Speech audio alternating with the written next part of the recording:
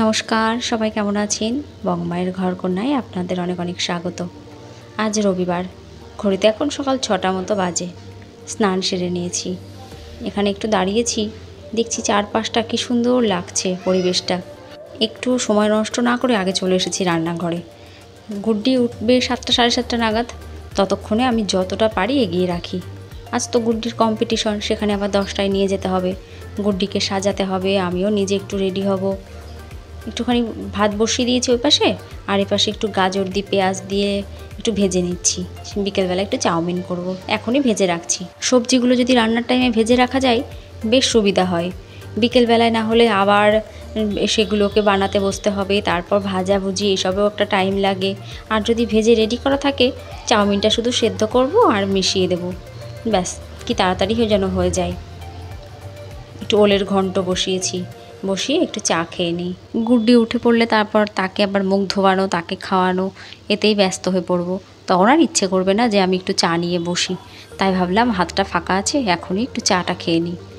চা খাওয়া হয়ে গেছে, ওলটা একটু ঢাকা দিয়ে রেখেছিলাম, বেশ নরম হয়ে গেছে। এবার একটু জিরে আদা বাটা দিয়ে একটু কষিয়ে তারপর জল ঢেলে আবার একটু ঢাকা রাখলেই ব্যাস হয়ে যাবে। আর ওপাশে একটু ডিম সেদ্ধও বসিয়েছি।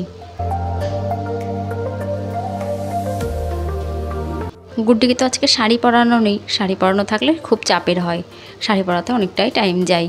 শুধু পরাবো একটু পাঞ্জাবি, ও তো গলা দিয়ে পাঞ্জাবিটা পরিয়ে দিলেই হয়ে যাবে, পাঞ্জাবি আর প্যান্ট। কিন্তু মুখটা একটু সাজাতে হবে ঠিকই। একটু ডিমের ঝুড়ি ভাজা করে ভাবছি একটু আলুর তরকারি করব, আর একটু অমলেটের আর ডিমের মিশিয়েই ঝোলটা করব। তাই ডিমের ঝুড়ি ভাজা করার সময় একবারে অমলেটগুলো ভেজে নিচ্ছি। ডিমের অমলেটগুলো ভেজে গরম কড়াইটা না একটু জল ঢেলে ধুয়ে নিলে পরে যখন তরকারি রান্না করা হয় সেটাতে আর কাঁচা ডিমের গন্ধটা থাকে না। যদিও ডিম রান্নাই হবে, কিন্তু তবুও যদি একটু জল দিয়ে ধুয়ে নেওয়া যায় গরম কড়াইটা, ডিমের কাঁচা গন্ধটা যেন একদম চলে যায়। তাই আবার ওই ঝুড়ি ভাজা করার সময় অমলেটগুলোও করে রাখলাম। 2 বছর মতো হলো গুড্ডি নাচ শিখছে। গত বছরও এই কম্পিটিশানটা ছিল, আনন্দপুর শিল্পীচক্র সেই কম্পিটিশানটা 10টা থেকে শুরু হওয়ার কথা আছে। প্রথমে আঁকার হবে আর তারপর নাচ শুরু হবে। তা মোটামুটি 12টা হয়তো বাজবে। গুড্ডির বাপি যদি চলে আসে হাট থেকে, নিজের মতো নিজে নিয়ে খেয়ে নেবে, আমরা পরে এসে খাবো। গুড্ডিকে তো 2টো খাইয়ে নিয়ে যাব, আমি বাড়িতে এসে পরে খাবো। 11:30 12টার দিকে আবার গানের ক্লাস যেতে হয়। তা যদি সম্ভব হয় তাহলে যাব, আর না হলে যাব না। ইচ্ছে আছে ক্লাসটা যাওয়ার, কেননা শুধু সপ্তাহে একটা দিনই তো, কামাই করার ইচ্ছে একদমই নেই। ওই জন্য ইচ্ছা আছে খুব তাড়াতাড়ি যদি বলে গুড্ডিকে আগে নাচটা করিয়ে দিতে পারি, তাহলে এসে আবার গানের ক্লাসও ছুটতে পারবো। মানে আজকে সারাদিনই আমার ছোটাছুটিতেই কাটবে, গুড্ডিরও তাই, অবশ্য গুড্ডির বাপিরও তাই। সারা রাত জেগে সে বাড়ি আসছে, আবার যদি চলে আসে বলবো আমাদের একটু নামিয়ে দিয়ে আসতে গানের ক্লাসে। আমার মা বলবে রবিবার শনিবার স্কুল ছুটি আছে, চলে আয় এখানে 2 দিন থেকে যা। শনি রবিবারে তো স্কুল ছুটি। মাকে বলি শনি রবিবার স্কুল ছুটি থাকলেও শনি রবিবারেই আরও বেশি কাজ আমাদের, একদমই শনি রবিবারে কোথাও যাওয়া সম্ভব না।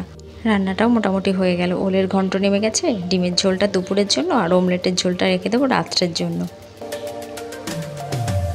চলুন রেডি হয়ে চলে এসেছি ক্লাসে। মোটামুটি এসেছে অনেকজনই, আঁকার কম্পিটিশান শুরু হয়ে গেছে। গুড্ডিকে বাড়ি থেকেই রেডি করিয়ে নিয়ে এসেছিলাম।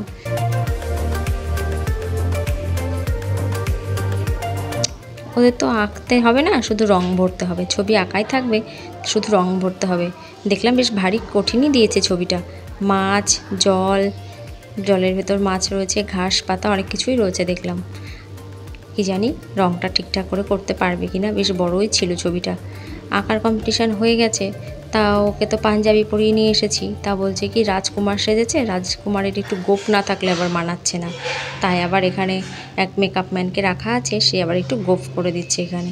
যাদের মায়েরা একদমই মেকআপ করাতে পারে না, তাদের জন্য আবার এই মেয়েটাকে রাখা আছে, ও সবাইকে মেকআপ করিয়ে দেবে। পয়সা নিচ্ছে অবশ্য, এটাও আবার ওদের মেসেরই স্টুডেন্ট।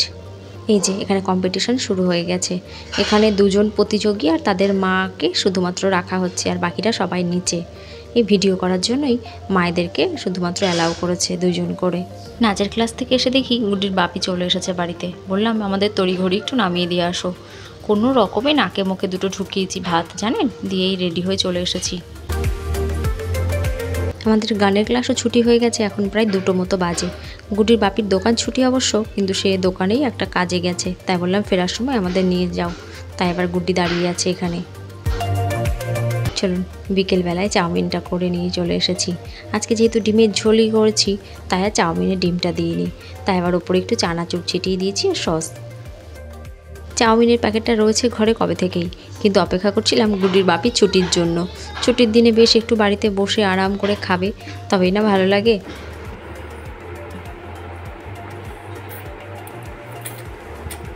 নুনটা ঠিক আছে নাকি রে শোনা? ঠিক আছে, বেশি হয়নি তো? আমি আবার ভয় পাচ্ছিলাম যে বেশি হয়ে গেল মনে হয়। খাও। ওদের তো খাওয়া হয়ে গেছে, সব কাজ সেরে এবার একটু আমি নিয়ে বসলাম। আমি টিফিনটা সেরে নিই, তারপর গুড্ডিকে একটু পড়াতে বসবো, পরীক্ষা চলছে তো। আর এই টুপিগুলো সেলাই করব আর ওকে পড়াবো। চলুন তাহলে ভিডিওটাও আজ এখানে শেষ করি। সবাই ভালো থাকবেন, সাবধানে থাকবেন। ভিডিওটি যদি কোথাও ভালো লেগে থাকে একটা লাইক করবেন। নমস্কার, দেখা হবে আবার পরের ভিডিওতে।